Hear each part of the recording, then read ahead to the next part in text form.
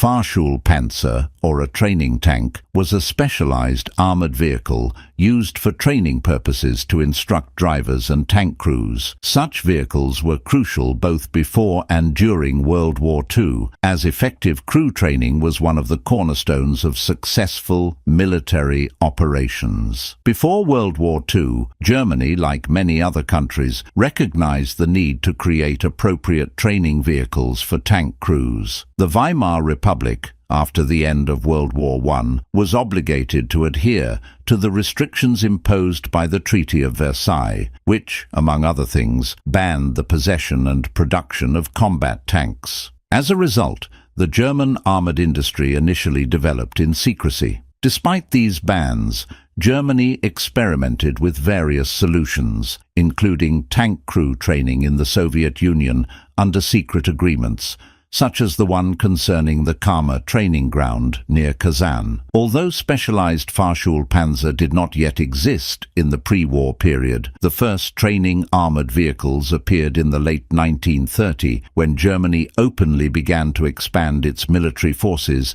after Hitler came to power. At this stage, training vehicles were often modified versions of standard tanks, in which the armament was replaced with mock weapons or entirely removed, allowing for a focus on maneuvering and vehicle operation. During World War II, the demand for trained tank crews increased dramatically. As a result, Germany began to create special versions of training tanks, Fahrschulpanzer. These vehicles, which were based on existing combat tank models, were solely intended for training purposes and were not used in combat. One example of a Fahrschulpanzer from the World War II period was the training version of the popular German tank Panzer III.